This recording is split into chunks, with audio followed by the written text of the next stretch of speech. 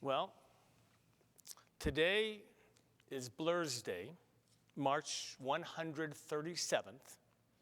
We're living in the most uncertain of times in which fear prevails, thereby making this time of pandemic even more difficult to navigate and find meaning.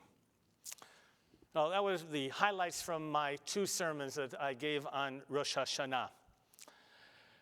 After exploring the concepts of time, Erev Rosh Hashanah, and uncertainty on Rosh Hashanah Day, I touched on the ideas that it's human nature to be meaning makers. This is the process by which we make a sense of life events and ourselves. We want everything to have a purpose. We want our life to be part of a purposeful existence. Following the sermons, a number of you actually sent me emails letting me know that acknowledging that uncertainty and the challenging moments is really important. And it helps you to reflect on where you are right now.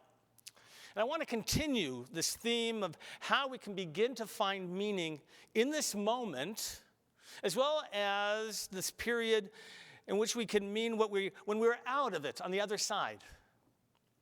As I said on Rosh Hashanah, no matter where you are at this moment, it's okay. Right? Whether you're hunkered down for survival, or whether you're struggling to find meaning, or whether you have been able to find some meaning, wherever you are is fine for you at this moment. Your journey is unique to you. But it's important to understand that this is a journey. And the struggle to find meaning can help during the journey itself, as well as when we look back eventually, God willing, the experience and what it has meant to us.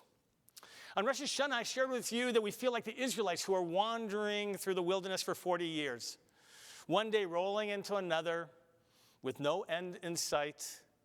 Well, I dealt with the similarities between our experience and those of the Israelites on Rosh Hashanah. I want to look today more at some of the significant differences. One significant difference is the fact that the Israelites didn't have to make daily decisions. Because the Torah describes and portrays that God provided everything. But every day we have to make decisions about our own lives, about what we're going to do, confront our uncertainty. There's another significant difference. The Israelites who left Egypt went from a couple hundred years of slavery to freedom.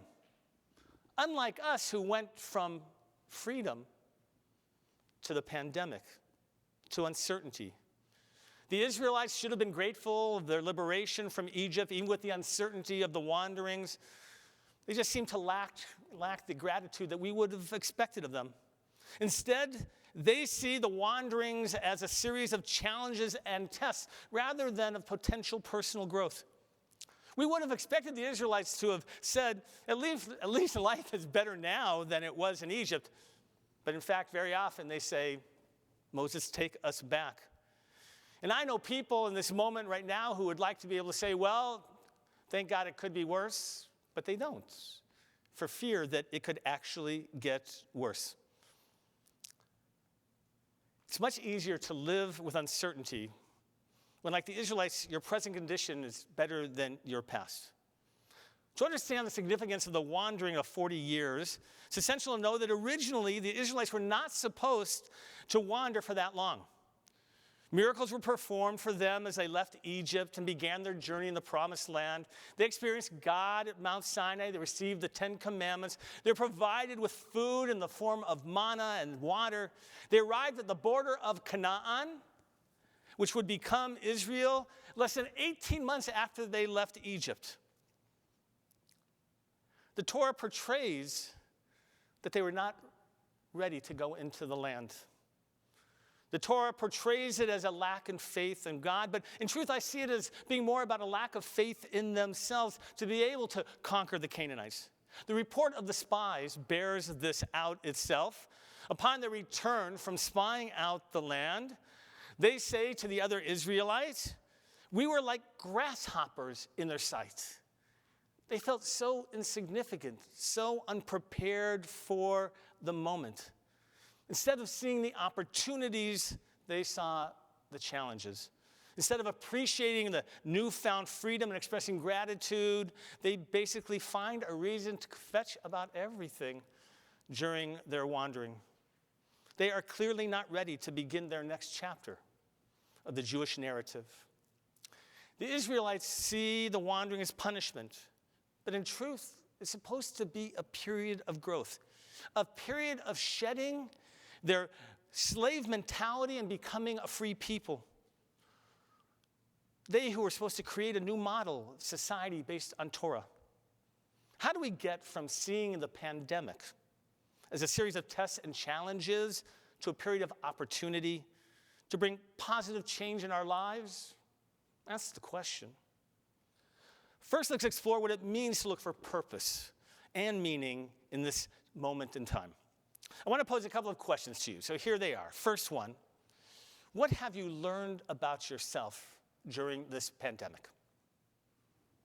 2, how has this knowledge helped you confront the moment? And 3, have any of your values changed? The answer to these questions will reflect what the last 6 months has meant to you. On Rosh Hashanah, I spoke about Viktor Frankl, who wrote Man's Search for Meaning. As a psychotherapist in the 1930s, he was writing about the search for meaning and how it's impactful in our lives, but didn't take hold really until he spent 3 years in concentration camps.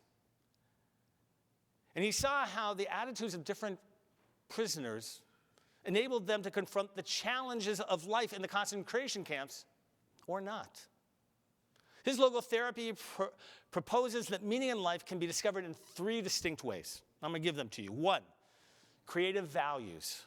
This reflects how creating a work or doing a deed can provide meaning. 2, experiential values. By experiencing something or encountering someone in a meaningful way, this provides us with meaning. And the 3rd, attitudinal values. By the attitude that we take towards the unavoidable suffering that results from the challenges we confront. I'm thankful to my daughter Talia, who a doctor in psychology, who has helped me through these questions and what they mean in our lives. So let's look at Frankl's 3 categories of values as relate to the questions that I asked. What have you learned about yourself during the pandemic? Are you as adaptable as you thought? Do you handle pressure as well as you thought? Have you surprised yourself or disappointed yourself? How we handle hardship and suffering is important. Each of us handles it a different way. Some like the pressure of a deadline and others don't. Some like to be up in front of people and others don't. For Frankl, how we react to the inevitable suffering that we experience is important. We can't control the what in our lives, but we can control the how of how we respond. Is the pandemic getting harder or easier for you? Once we give up the idea that we can control the uncertainty, hopefully we're able to accept and to move forward with the decisions and actions that are necessary to live life, rather than feeling as if life is on hold, like some of you are feeling. When Moses is standing at the Sea of Reeds 7 days after leaving Egypt, he feels the pressure of the approaching Egyptian army with the wild horses that are leading the chariots right to their back. And he's standing there, and God cries out to him. God says to him, "Stop crying out to me. Tell the Israelites to go forward. Raise your staff and the waters can part." Even the great Moses was apparently paralyzed for a moment. At a certain point, we have to get past feeling that this moment of life is on pause. Once we can accept these ideas, we can start making decisions and acting upon them. Like Moses being prompted by God at the beginning of the journey to get past that moment of uncertainty, sometimes we have to ask ourselves, how would our aspirational self respond to this challenge? Can we channel the Moses within each of us to raise our staff and to move forward? Hopefully, the uncertainty feels less acute than it did 6 months ago. Hopefully, you're feeling a little bit better about decisions and actions. The next question I asked, how is the knowledge you've learned about yourself help you confront this moment? Hopefully, by learning how we respond to uncertainty, we can adapt our decision-making and actions to meet our need to find meaning in this moment. Frankl's creative value teaches us that meaning can come from creating something or accomplishing a task. Many of you are fortunate to still have jobs to give you purpose during this time. But for some of you, those job descriptions I know you've shared with me have changed. And you don't like those new job descriptions that you have. For those people who've lost their jobs, didn't work previously, it can feel harder to find meaning through Frankl's creative value. But in truth, Frankl is talking about feeling creative about almost anything. Whether it's finding time to write or to read or to paint or even just cleaning a closet. To be able to set a goal and a task, to be able to do something, provides satisfaction. Do you have something like this scheduled into your day? Every day? The final question I ask, have any of your values changed? As I hear from congregants about how they're handling the pandemic, one of the greatest ways in which the values of people have changed has been in the areas of appreciation and gratitude. It is a reprioritizing of our values to realize what is most important to us. We sometimes lose that sense of what is so important in the midst of chaos. It took the Israelites 40 years to shed the slave mentality that had been part of the life of the people for hundreds of years. Are there ideas or values that you should have left behind in your metaphoric Egypt as you work to liberate yourself from your slave mentality? Things you thought were important, but now you realize are not so? Are you already letting go of them, maybe? Was success judged by how many hours are scheduled with work or other activities, and now you judge success differently? Was meaning derived from things you owned rather than people in your life? And if so, has that changed?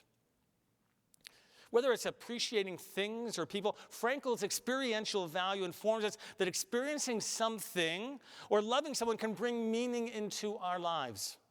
These things and people are often present in our lives. Sometimes we just need to see them anew. Sitting outside and reading a book can be perceived as an experience of loneliness or a moment to appreciate nature, to be fully present, perhaps. Abraham Joshua Heschel wrote about being able to perceive wonder in nature, and that leads us to believe and to feel that there's something greater than us in the universe. An appreciation of nature, the food on our table, the roof over our heads, any sense of appreciation leads then to gratitude. Rather than focusing on what we don't have, we need to focus on what we do have. Research has shown that keeping a gratitude journal and listing the things that you are grateful for can be greatly enhancing in your emotional well-being. In the Jewish tradition, we accomplish this through a reciting of blessings. We have blessings for everything. When we wake up in the morning, we are grateful for when we can just wake up, when we can get out of bed. We have blessings for going to the bathroom, for a moment in which we would take for granted or sometimes even complain, to understand and appreciate what those moments are about. Having a lens of appreciation and gratitude can transform the things and people in our lives into blessings. That's what they can do.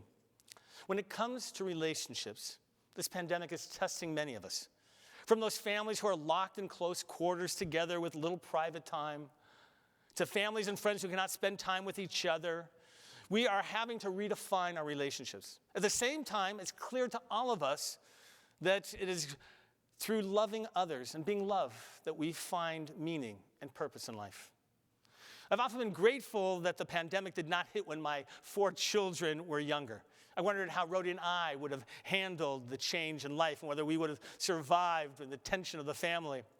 And then last Sunday, during our shofar service, I went up to a car with my mask on and their mask on. They lowered the window, and I asked him how things are going working at home. And he responded, I get to see my 2-year-old grow up in ways that I didn't get to see her sister do so. and I almost started to cry. Rather than seeing the challenges at home, it was the love shared with his children that brought meaning into an otherwise difficult time. It's in moments like this that we have the potential to reprioritize family over work.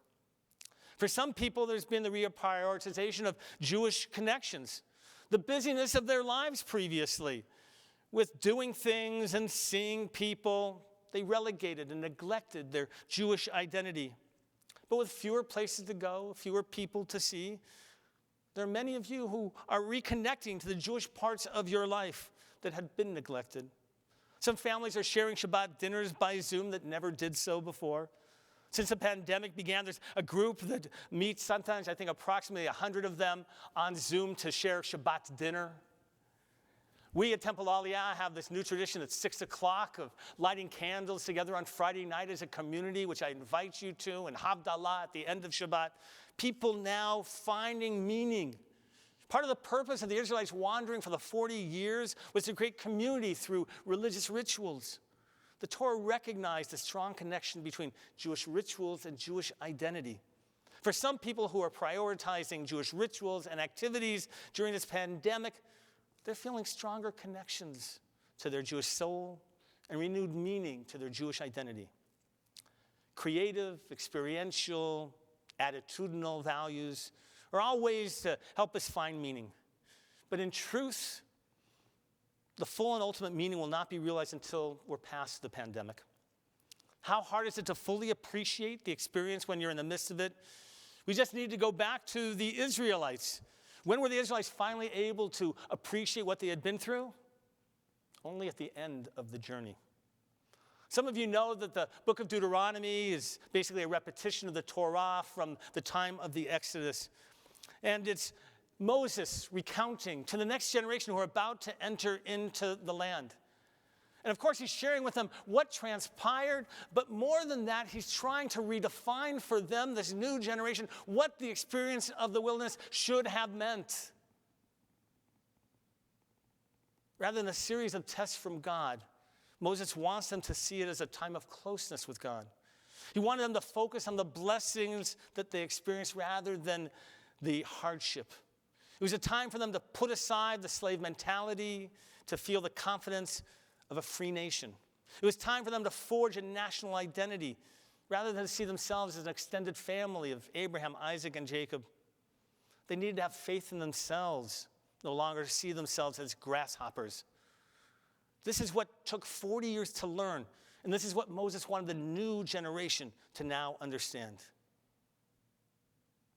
You and I, we're still wandering in the uncertainty of the pandemic. We're finding strength to continue the journey while we also attempt to find initial meaning and understanding of what we're going through. But like the Israelites, we'll only be able to fully process the grand meaning at the end of the journey, when the pandemic is over. But there are things that we can do now in order to help us not only find meaning now from the experience, but prepare for when it's over to find that purpose. As you wonder what your post-pandemic life will look like, I want you to think about two questions. One, what changes that you made the last 6 months would you like to keep after the pandemic? Two, what would you like your post-pandemic life to look like? The likelihood that the end of the pandemic will come in one magic moment is unlikely. It's more likely to be a process. Some people will rush to recreate their old normal. Others will tentatively welcome the new normal. See, lots of people responding in different ways. But I want to suggest that people who are going to fare best are those who found meaning from their experience. Like the Israelites, more than time of trial and tribulations, the journey will be one that prepares us for the new period in our lives. We've finished 6 months of the pandemic. We have every reason to believe that there will be an additional period, at least as long as this first one. What will the next part of wandering in the wilderness feel like? What will we want our narrative to be like when it's all over? Unlike Moses, who was able to clarify for the Israelites what the experience meant, we don't have a Moses. Each of us is going to have to make that meaning on our own. Even though metaphorically we are wandering through the wilderness together, each of us is actually experiencing the moment individually. What will your wandering narrative sound like when you tell this story later to your children and grandchildren? Will you have found meaning in the desert? Or will your story be one of kvetching for over 40 years? Rosh Hashanah is a time of new beginning. So let us see this as a new beginning of trying to find meaning in the midst of uncertainty. It's not always easy. But this time of year affords us and offers us the opportunity to do teshuvah, to return to a new path, an opportunity to look at our journey differently. In the spirit of today, by the way of Yom Kippur, if you needed to grant yourself forgiveness for how you've handled the uncertainty, as well as how you would have liked, then grant yourself that forgiveness. But know that how you responded in the past does not define how you're going to respond tomorrow. This is the power of this day. Acknowledge our past deeds, find new meaning, and work to create a life of purpose. I want to wish you a Gemar Chatima Tova. May the coming year be a time of meaning making that renews your souls and your lives. May we all be inscribed for a year of goodness.